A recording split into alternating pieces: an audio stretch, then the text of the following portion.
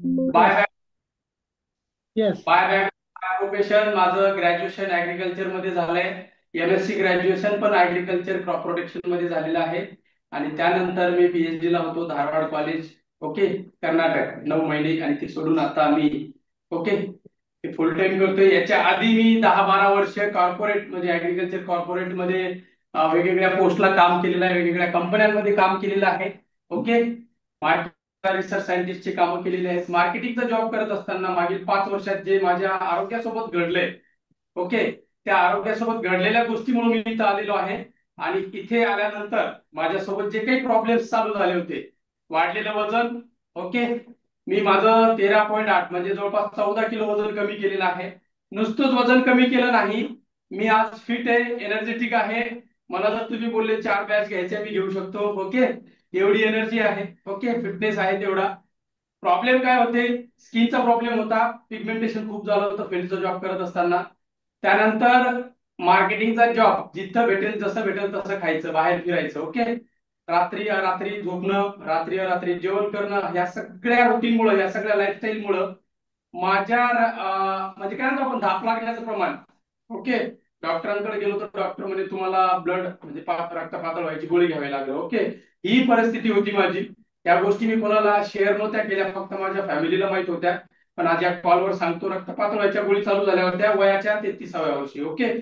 मग ह्या सगळ्या गोष्टी झाल्यामुळे म्हटलं चला काहीतरी चांगला मार्ग शोधू. जिम लावली, जिम मध्ये वजन काही हालत नव्हतं, 800-700 1 किलो कमी व्हायचं. परत आहे तसं वाढायचं, सोडली की 8-10 दिवस सुटली की परत ते मेंटेन व्हायचं. मग तपोवन रोड, राहायला नाशिकला आहे, तपोवन रोडला फिरणं, 2 किलोमीटर 2.5 किलोमीटर जायचं, 2.5 किलोमीटर वापस यायचं, 5 किलोमीटर डेली.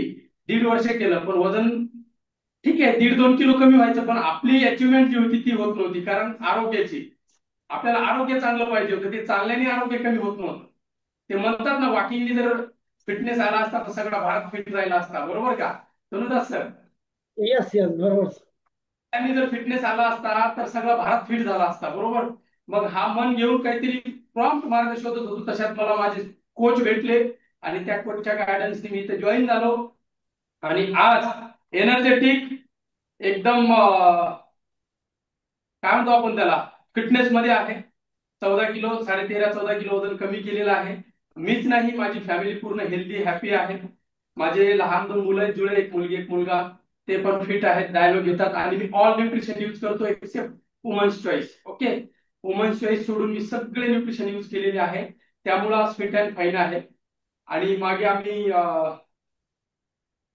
इथे एक हे आहे, पांडवलेणी म्हणून, माग आम्ही पैज लावली होती. पांडवलेणीला जाऊन रिटर्न यायची किती मिनिटात येणार?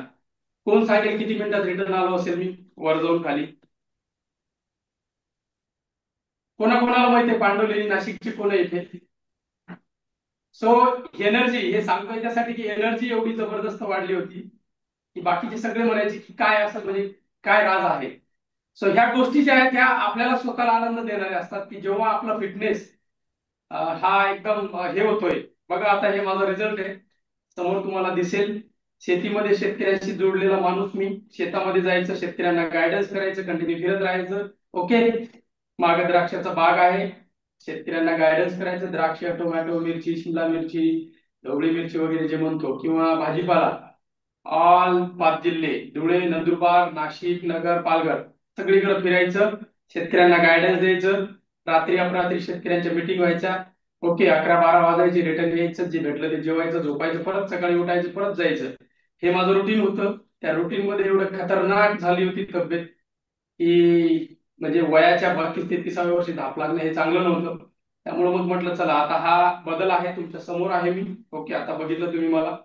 सो असा फिटनेस मी मेंटेन केलाय. फक्त कमी नाही केलंय, मेंटेन आहे, ओके. 2.5-3 वर्षापासून मेंटेन आहे. 1 किलो सुद्धा वाढू देत नाही, कमी होऊ देत नाही. माझ्या उंचीला 70 किलो लागतं, 70 किलो आहे, ओके. सो हा एवढंच नव्हे, तुम्ही स्किन मध्ये पण बदल चांगला होतो, नुसतं वजन कमी नाही होत. ओव्हरऑल तुमचे डिसऑर्डर, डिस्क्लेमर देतो, डिसऑर्डर सुद्धा, तुमचे आजार सुद्धा बऱ्यापैकी कमी होतात. लठ्ठपणा, sugar, BP, thyroid, hypertension, stress, stroke काय असेल, महिलांमध्ये पीसीओडी प्रॉब्लेम आहे, प्रॉपर व्यायाम करा आणि प्रॉपर न्यूट्रिशन घ्या. 100% तुमच्यात सुद्धा तोच बदल होणार जो माझ्यात झाला, माझ्यापेक्षा बेटर होऊ शकतो, ओके. तो बघा स्किनचं बघा तुम्हाला दाखवतोय. हे बघा, मी 29 वर्षाचा असताना असा दिसायचो, आता 36, आता जुना फोटो आहे 1 वर्ष जुना, आता 37चा आहे मी. ओके, 38 रनिंग होईल आता.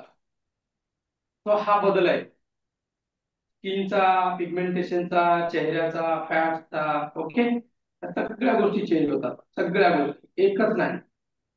तुमची स्किन, तुमचा ग्लो, तुमच्या प्रत्येक गोष्टी फॅट बर्न झाल्यामुळे हे होतात. हे होतं, हे 100%. माझ्यापेक्षा चांगला तुमचा रिझल्ट येऊ शकतो, फक्त तुम्हाला सातत्य ठेवायचं आहे. यस, आहारामध्ये, न्यूट्रिशन मध्ये आणि वर्कआउट मध्ये. Thank you so much sir.